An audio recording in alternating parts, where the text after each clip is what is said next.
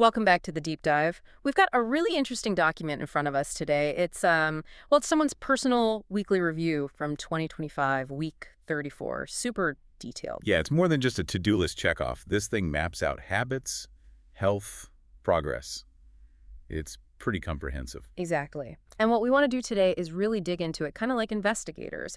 We're looking at how this person, who seems incredibly disciplined, handles things when the system gets stressed. That's the core of it. We're hunting for the connections. How does one problem, say a health issue, ripple outwards? Does it take down everything else, or do some things hold strong? It's about dependencies, right? What relies on what? Precisely. If we connect this to the bigger picture, it's a great little case study in how a structured life bends, or maybe breaks, under pressure. Okay, so our mission: unpack this detailed tracking, health, mind, skills, and figure out what holds up and where the hidden weaknesses are. Let's start where the document suggests the main issue cropped up. Section 1, the health stuff, the bottleneck, makes sense. The foundation.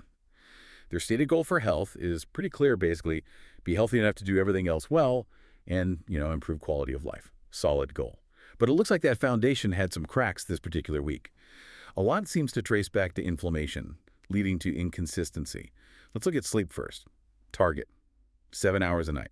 Right. And the average they hit was 6.71 hours. It's about 6 hours, 43 minutes. On the surface, that doesn't sound disastrous. Like, okay, a bit short, but not awful. But here's where the detail matters. The review says the sleep wasn't just short. It was highly inconsistent and fragmented. Think like waking up a lot, maybe sleeping in chunks. Not that single solid block you need. Okay. Exactly. Not restorative. And the review points a finger directly at the cause. Numerous inflammation instances during the week.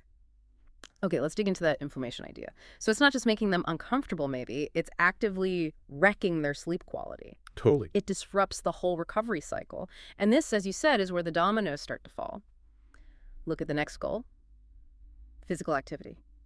Steps. Yeah, the target was 5,600 steps daily. Moderate, achievable for most people. But the reality, average was way down at about 4,565 steps. That's quite a shortfall. But is it consistently low, or? That's the kicker. It's wildly inconsistent. Look at the range. One day, they absolutely smashed it, 7,765 steps, way over goal. Okay, so they can do it. They can. But then you have other days dipping below 2,000 steps. I mean, the difference between the best and worst day is nearly 6,000 steps. That's huge. That's not just, oh, I didn't feel like walking. That suggests something physically got in the way. And the notes connect it. It says the inflammation led to a long nap after dinner, hence cutting down physical activity. Okay. So, inflammation flares up, sleep gets fragmented, Yeah. fatigue builds during the day, crash with a long nap after dinner, poof, there goes the time or energy for walking. It's a perfect, nasty little cycle.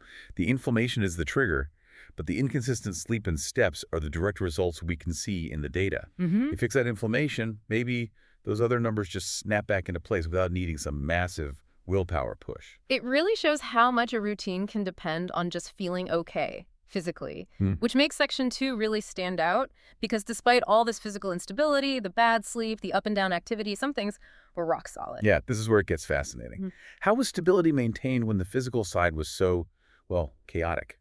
Let's look at weight and diet. They practice 16.8 intermittent fasting, okay? Standard practice for many. And their weight. The review says very Right. stable. It only fluctuated between 66.25 and 66.55 kilos. Wait, that's barely any change? Like 0.15 kilograms difference over the whole week. Insignificant, basically. Yeah. Especially impressive given the low activity and sleep issues, which you'd think might mess with appetite or metabolism. So how did they manage that?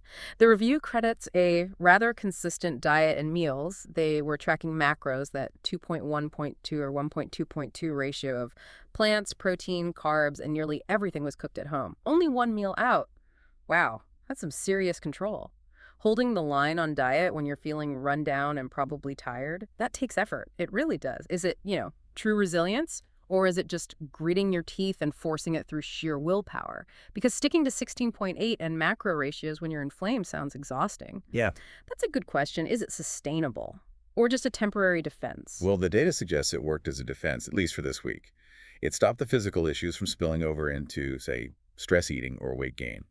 It seems like the structure of their eating habits, the home cooking, the fasting schedule was stronger than the physical disruption. Like a firewall for their health goals. Kind of, yeah. And that mental control wasn't just in the kitchen.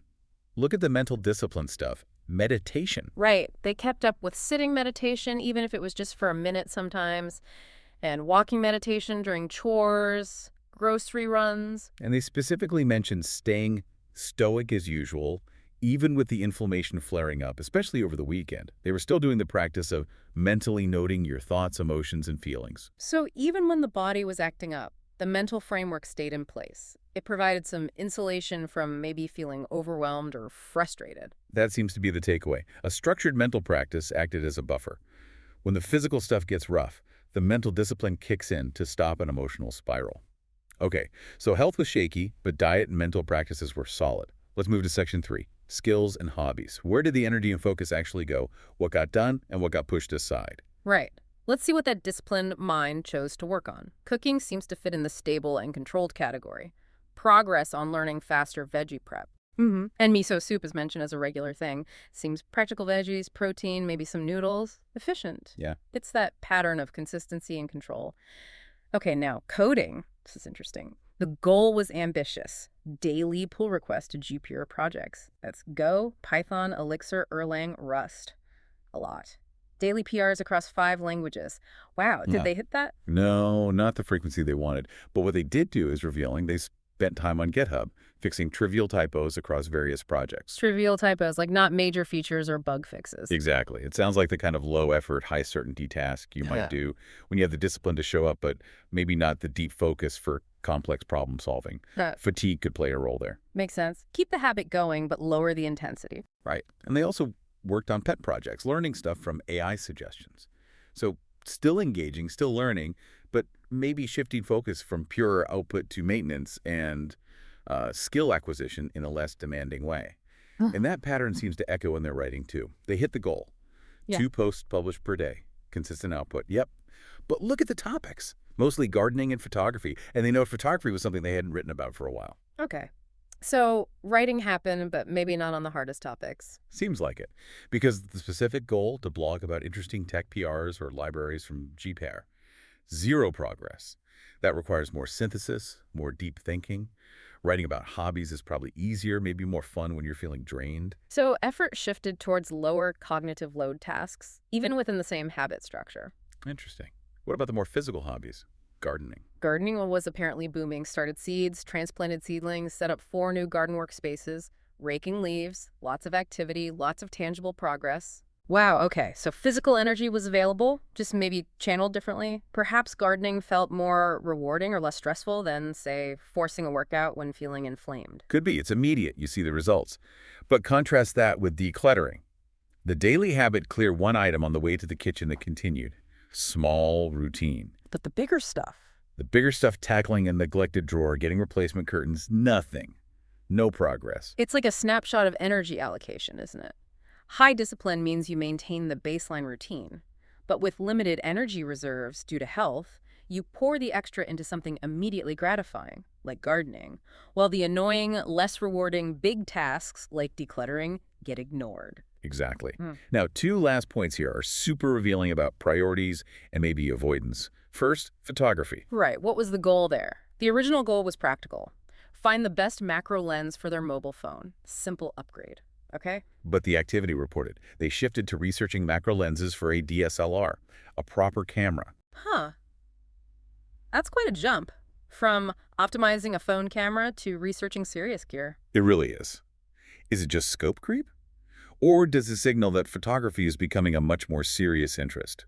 Moving from a convenience tool to dedicated equipment suggests a potential shift in commitment, maybe wanting to invest more time, more money. Interesting pivot. Okay, and the last point, you said it was telling. Reading, so they're still skimming fiction, gardening books, easy reads, basically. But there's one specific book they plan to read, 3 Highs Control Guide. You know, blood pressure, blood sugar, cholesterol, Right. directly relevant to health, especially given the inflammation issues mentioned earlier. Exactly. And the progress on reading that specific, highly relevant health book? Let me guess. Nothing yet. 0 progress. Wow, okay. So actively tracking health metrics, dealing with inflammation, but specifically avoiding the book that might offer deeper understanding or solutions. That feels significant. It's a huge red flag, isn't it? It points to that gap between knowing you should address something fundamental and actually doing the work to understand it. Yeah. And one last loose end. fish keeping. Also zero progress. Mm. The rack, finding the fish or plants for the outdoor ponds, nothing happened there either. Seems like complex future planning projects took a backseat to the immediate, hands-on stuff like gardening. Okay, let's try and pull this all together. Looking at this whole week, the struggles and the successes, what's the big lesson here about managing a complex, disciplined life? I think the key is what we talked about earlier, defensive insulation. This person's discipline in specific core areas, the super consistent diet, the fasting, the stoic mental practice acted like a shield. Right. It didn't stop the physical problems, the inflammation, the bad sleep, but it prevented those problems from causing a total system meltdown. Like their mood didn't tank, their weight stayed stable, the basic structure of their day held together, even if some goals slipped. So the takeaway for you listening might be, yeah, consistency across the board is ideal, but when things inevitably go wrong, having rock-solid stability in a few core maintenance habits, maybe diet, maybe sleep hygiene, maybe a mental practice that's your defense, it stops one problem from burning down the whole house. Absolutely. That stability buys you resilience. Willpower helps maintain that stability, sure, but willpower alone couldn't fix the underlying inflammation problem causing the fatigue loop. It contains the damage. Right. And maybe that leads to our final thought here. Consider that photography pivot moving energetically from a simple phone lens to researching complex DSLR gear. That shows real drive towards something new and engaging. Now contrast that energy with the consistent avoidance of the 3 Highs Health Guide, a book directly relevant to their physical struggles. What does that tell us about where we naturally invest our energy? Often into the exciting new thing, rather than the potentially difficult, maybe confronting knowledge needed for fundamental well-being. So the question for you is, what crucial knowledge might you be intellectually sidestepping right now? And what hidden dependency, maybe like this person's inflammation, is quietly undermining your own best efforts at consistency? Something to think about.